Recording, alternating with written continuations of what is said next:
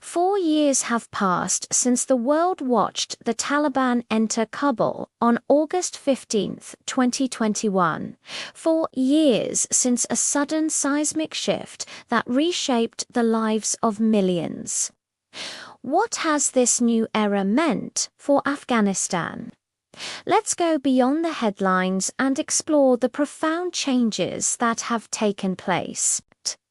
Immediately after the takeover, the Taliban established a de facto administration, dismantling the institutions of the former republic. Their governance is guided by a strict interpretation of Sharia law. They promised stability, but for many, this came at a steep price. The judiciary was overhauled, with formal legal processes often replaced by local interpretations of religious law.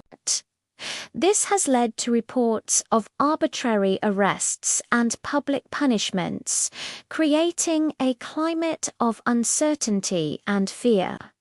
Civil liberties and freedom of speech, once budding, have been severely curtailed.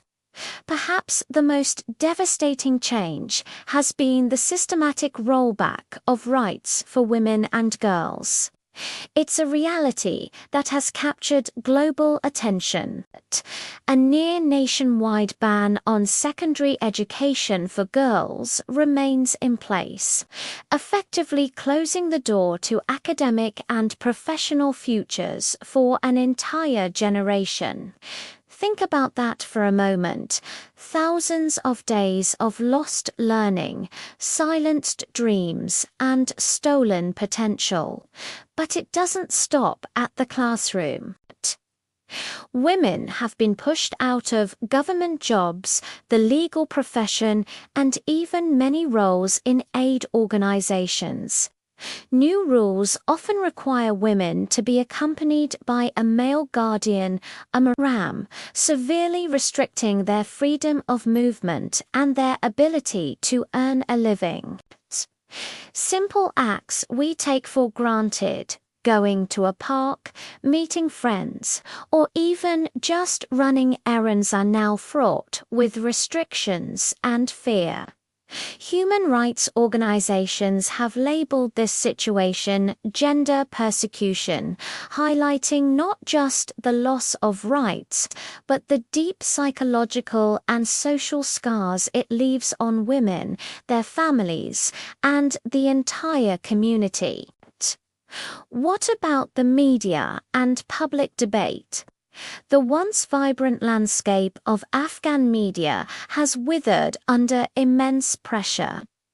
Journalists, activists, and anyone seen as critical of the authorities face harassment, arrest, or have been forced into exile. News outlets that remain have to self-censor heavily just to survive. This has created an information vacuum where accountability is weak and ordinary. Afghans have few safe channels to voice their concerns or dissent. On the security front, the picture is complex. The large-scale fighting that defined the previous decades has subsided in many areas. For some, this has brought a welcome sense of local order. However, security remains fragile. Rival groups, like ISIS-Khorasan, continue to carry out attacks, and tensions with neighboring countries periodically flare up. For many citizens, the security of the new era is double-edged, an end to war, but the beginning of life under an often arbitrary and rigid system of control. Beneath all of this lies a deepening humanitarian crisis.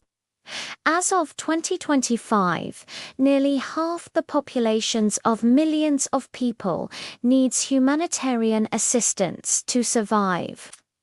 The economy contracted sharply after 2021, crippled by frozen assets, the loss of international aid, and sanctions. Unemployment is rampant, and food and fuel prices have soared, pushing countless families to the brink. For the average Afghan family, daily life has become a relentless struggle for the basics. Securing the next meal, finding fuel for warmth, and accessing healthcare. The healthcare system itself is in a precarious state. The departure of skilled professionals and restrictions placed on female health workers have had a devastating impact, especially on maternal and child health. Imagine being a mother about to give birth, with no female doctor or midwife available to help you. These are the life or death decisions families are facing. And yet, in the face of these immense challenges, the Afghan people have not lost their spirit. We see incredible acts of courage and resilience every day. Women have taken to the streets in protest, demanding their right to education and work, often at great personal risk. Underground schools have sprung up, run by brave women determined to educate the next generation of girls. Activists, both inside the country and in the diaspora, use social media to ensure their stories are not forgotten. Communities rely on informal networks and remittances from abroad, finding ways to support each other and cope. The international response has been a difficult balancing act. Humanitarian agencies continue to provide life-saving aid, but they face constant funding shortfalls and access constraints. Meanwhile, no country has formally recognized the Taliban government. There's a persistent diplomatic dilemma. How to help the Afghan people without legitimizing the authorities responsible for the crisis? On the accountability front, there have been significant developments. The International Criminal Court has moved to investigate senior Taliban leaders for crimes against humanity, specifically for gender persecution. While enforcing these actions is incredibly difficult, they send a powerful message that the world is watching and that impunity will be challenged. So, where does Afghanistan stand today, 4 years on? It's a country transformed. A nation where public life has been reshaped, where women's voices have been suppressed, and where an entire generation's future hangs in the balance. But it is also a nation of immense resilience, where the fight for rights, dignity, and a better future continues against all odds.